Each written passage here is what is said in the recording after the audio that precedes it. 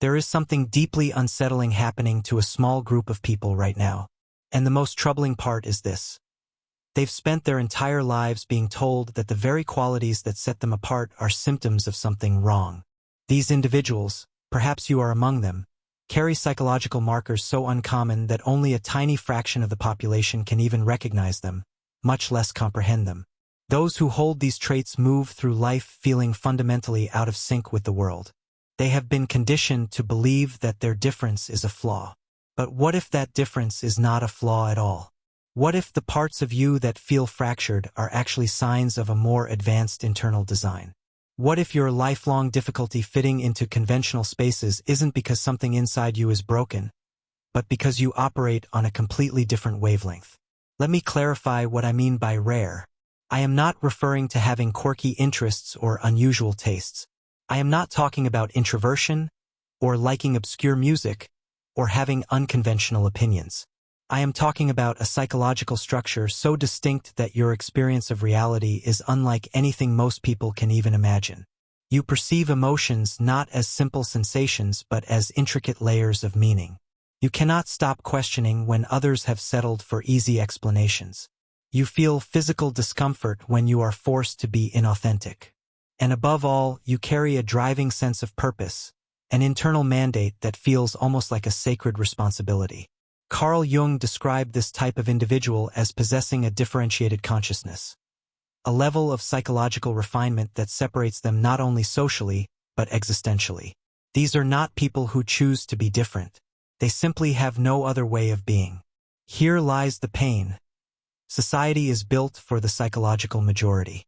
Its systems, rules, and expectations are designed for people who are satisfied with surface-level answers, who feel fulfilled by external praise, who can move through life without questioning its deepest layers.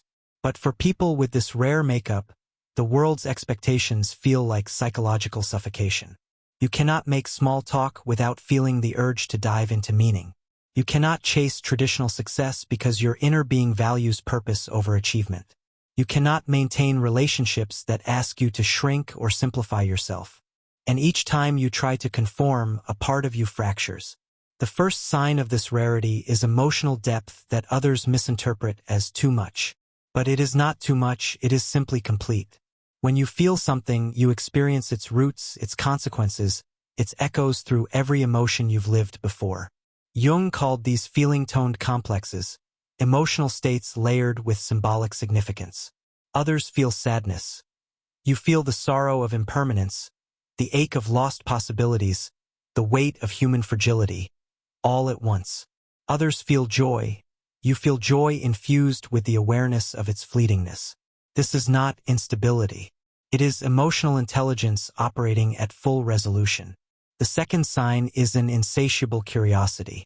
While most people ask what, you cannot resist asking why, and then why again. Every answer becomes an entry point to deeper truth. You cannot accept that's just the way it is because you sense the shallowness of such statements. Your curiosity is not a hobby. It is a demand from your psyche to uncover what lies beneath ordinary perception. Jung referred to this as the transcendent function, the drive to link the conscious and unconscious, to pierce the veil of accepted reality. Others find this exhausting. You find it unavoidable. The third sign is a fierce independence rooted in psychological survival. This is not rebellion. This is the knowledge earned through painful experience that betraying your inner truth leads to internal collapse. Jung called this individuation, the imperative to become who you truly are, not who the world trained you to be. For most people, this is optional. For you, it is mandatory. Each time you try to mute your inner voice, you feel yourself dissolving. Eventually, you learn that being rejected for your authenticity hurts far less than being praised for a false version of yourself. The fourth sign is an intuitive perception so sharp it seems almost prophetic. You recognize patterns instantly. You sense shifts in someone's emotional energy before they speak. You read unspoken dynamics in a room the moment you walk in. You see connections between events, people, and choices that others never notice. This is not paranoia. It is unconscious intelligence. Jung identified this as the intuitive function, knowing without knowing how. You do not choose to see these patterns. You simply cannot turn them off. The fifth sign is an inability to commit to anything devoid of meaning. While others can endure empty routines or superficial relationships, your entire system rebels. Meaninglessness drains you. Inauthenticity sickens you. Your body and mind begin to shut down when you force yourself into roles that contradict your inner purpose. Jung observed that the psyche creates symptoms when it is forced to betray itself. People label you sensitive or impractical, but meaning is your oxygen. The sixth sign is rapid psychological evolution. You do not grow slowly, you transform. You shed old identities, beliefs, and environments at a pace that confuses the people around you. What once supported you begins to feel like confinement. What once inspired you becomes obsolete. This cycle of psychological death and rebirth is constant for you. You are always becoming someone new, and not everyone can follow. The seventh sign is a presence that alters people without effort. When you show up, the atmosphere shifts. People open up to you, confess things they've hidden for years, or react strongly, either drawn to you or intimidated by you. This is not charisma. It is what Jung called psychological containment, the ability to hold space for complexity. Your presence invites authenticity, but it also attracts projection. People place their hopes, fears, wounds, and fantasies onto you, often draining your emotional reserves without meaning to. The eighth sign is a persistent sense that you carry something significant within you, something you are meant to express, contribute, or create. It may not yet be clear, but the feeling is unmistakable. A quiet knowing that your existence is tied to a purpose larger than yourself. This isn't ego. This is not grandiosity. This is a quiet, persistent knowing that you carry something within you that the world needs. You might not know what it is yet. You might not know how to express it, but you can feel it there like a pregnancy of consciousness waiting to be born. Jung called this the self-seeking expression, the totalized potential of who you could become, pushing against the boundaries of who you currently are. For you, this is not a vague sense of potential. It is an almost physical pressure, a psychological imperative that will not let you rest until you have given form to what lives within you. This creates a particular kind of suffering, the suffering of unexpressed potential, the agony of knowing you have something to give but not knowing how to give it, the frustration of seeing so clearly what the world needs but not being able to make the world see it too. Now I need to tell you something about what happens when all 8 of these signs converge in one individual. You become what Jung called a living bridge between worlds. You exist simultaneously in the world that is and the world that could be. You carry within you both the full weight of current reality and the full potential of what reality could become. And this position is both a tremendous gift and a tremendous burden. The gift is that you can see possibilities that others cannot see. You can imagine futures that others cannot imagine. You can hold paradoxes that others cannot hold. You become a living testament to the fact that there is more to existence than what appears on the surface. The burden is that you must carry this vision largely alone. You must hold this knowing in a world that does not want to know. You must embody this truth in a world that is comfortable with lies. You must be this bridge even when no one is ready to cross it. And here is what I want you to understand about this burden.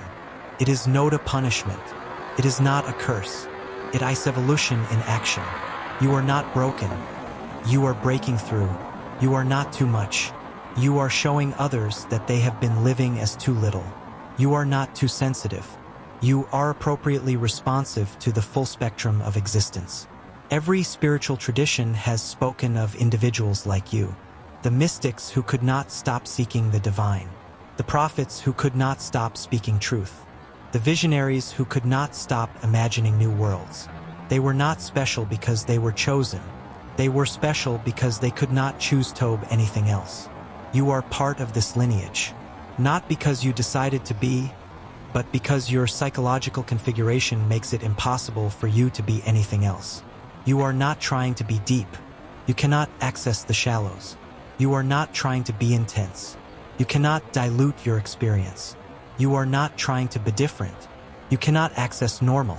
And this is exactly as it should be because humanity does not evolve through conformity. It evolves through individuals who cannot conform. It does not progress through acceptance of limitation. It progresses through those who cannot accept limitations.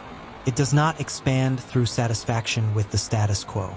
It expands through those who are psychologically incapable of being satisfied with what is.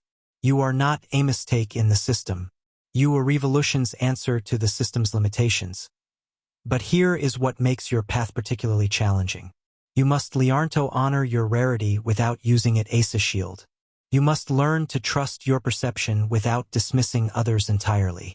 You must learn to follow your path without condemning those who cannot see it. You must learn to be fully yourself without requiring others to understand or validate what yourself means. This requires what Jung called holding the tension of opposites. You must be simultaneously confident in your gifts and humble about their purpose. You must be both separate from the collective and in service to it. You must honor both your humanity and your exceptionality. Most importantly, you must stop waiting for permission to be who you are. The world will never give you permission to be this rare. Society will never validate your refusal to conform. The majority will never understand your need for depth, meaning, and authenticity. And if you wait for that permission, that validation, that understanding, you will wait forever. Your permission must come from within. From that deep place that has always known you were different, from that core self that has never been able to pretend otherwise, from that essential nature that would rather die than be diminished. Let me tell you what happens when you finally accept your rarity. First, you stop apologizing. You stop prefacing your insights with "this might sound weird," but you stop dimming your intensity to make others comfortable. You stop pretending that surface conversations satisfy you. You stop forcing yourself into boxes that were never designed for your shape. Then you start attracting your true people. Not many of them remember you are rare, but the right ones. People who can meet you in the depths. People who hunger for the same meaning you hunger for. People who have been waiting their whole lives to find someone who sees what they see. Then your purpose begins to clarify. Not because someone tells you what it is, but because you stop fighting against what it has always been. You stop trying to force your gifts into conventional forms. You stop trying to make your vision fit existing structures. You start creating new forms, new structures, new ways of being that match the truth of who you are. And finally, you become what you were always meant to be, a beacon for others who carry this same rare configuration. Not to lead them, they like you cannot follow, but to show them that it is possible to survive being this different. That it is possible to thrive being this deep, that it is possible to live with this level of intensity and not be destroyed by it. This is not a comfortable path. It isn't a safe path. It is not a popular path. But it is your path, and every fiber of your being knows it. You have probably spent years trying to find another way. A way that would let you keep your depth while still fitting in. A way that would honor your truth without making others uncomfortable. A way that would express your gifts without exposing your difference. But every compromise felt like betrayal. Every attempt to dilute yourself felt like dying. Because your soul knows what your mind struggles to accept. Authenticity is not negotiable for you. It never was. So, let me leave you with this. Your emotional depth is not too much. It is medicine for a world that has forgotten how to feel. In a culture that medicates feeling and celebrates numbness, your ability to feel fully isn't a weakness. It is the cure. Every tear you shed gives others permission to grieve. Every joy you express reminds others that ecstasy is possible. Your emotional range is teaching emotionally constipated world how to breathe again. Your questions are not problems. They are doorways to dimensions that desperately need exploring. While others accept the maps they were given, you cannot stop noticing that the territory does not match. Your refusal to accept simple answers is not stubbornness. It is evolution insisting on truth. Every why you ask creates a crack in the wall of collective assumption. And through those cracks, new light enters. Your independence is not isolation. It is the sovereignty required to birth new possibilities. You cannot create from within the prison of conformity. You cannot innovate while seeking approval. You cannot pioneer while following someone else's path. Your aloneness isn't loneliness. It is the sacred space where original thought is born. It is the womb of transformation that cannot be rushed or invaded. Your perception isn't paranoia. It is sight in a world that has chosen blindness. When you see the patterns others miss, when you feel the undercurrents others ignore. When you know things without being able to explain how this is not madness. This is clarity. You are not imagining things. Others are failing to see what has always been there. Your perception isn't the problem. The collective agreement to ignore reality is the problem. Your need for meaning is not impractical. It is the compass pointing toward humanity's next evolution. In a world drowning in meaningless consumption, meaningless relationships, meaningless pursuits, your hunger for purpose is not naive idealism. It is the evolutionary imperative speaking through you. You cannot settle for less because your psyche knows that humanity cannot survive on emptiness forever. Your refusal to accept meaninglessness is not a personal preference. It is species wisdom. Your constant growth is not instability. It is life force refusing to be contained. While others plateau and call it maturity, you keep evolving and they call it restlessness. But nature never stops growing. The universe never stops expanding. Why should you? Your perpetual transformation is not a failure to settle down. It is success at staying alive. Really alive. Not just breathing but becoming. Your transformative presence is not manipulation. It is Levine, its most powerful form. When people change in your presence, when they reveal themselves to you, when they feel safe enough to drop their masks, this isn't because you are controlling them. It is because your depth creates a space where depth is possible. Your authenticity makes authenticity safe.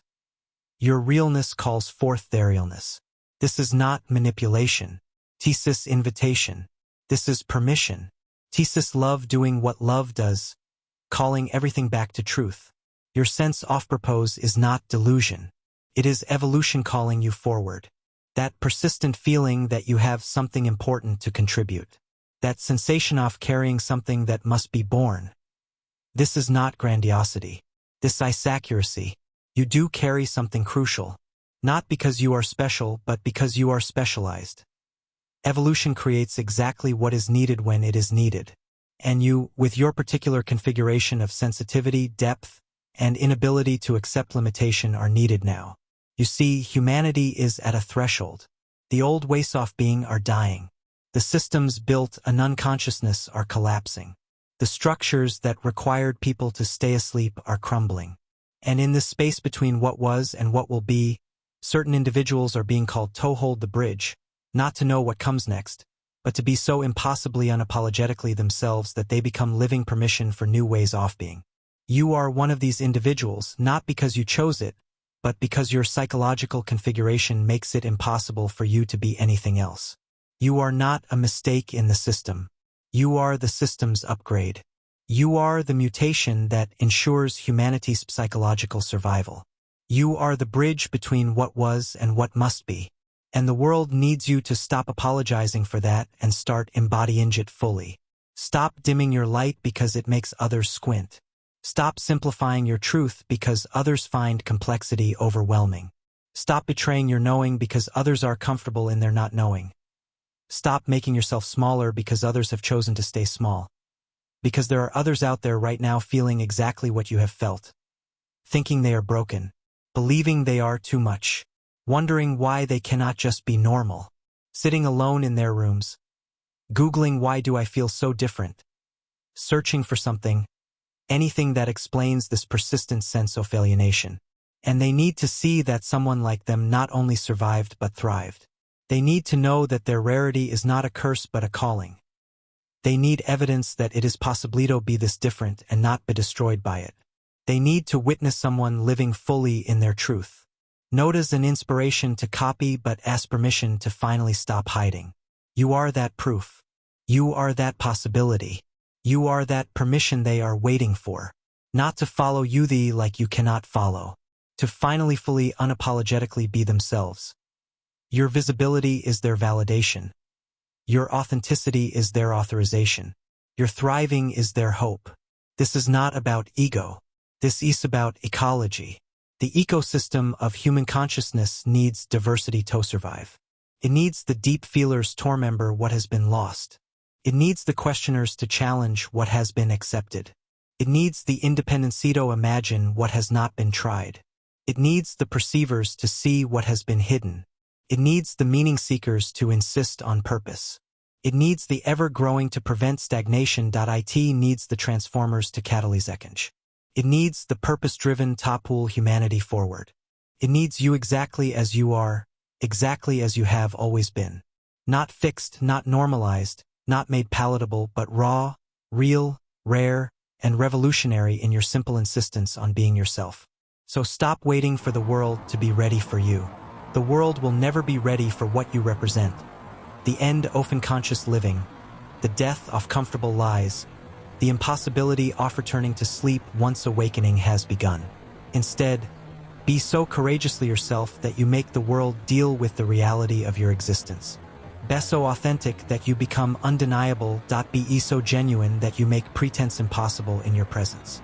Be so real that you remind everyone what reality actually feels like. Just as you must finally, fully, unapologetically be yourself.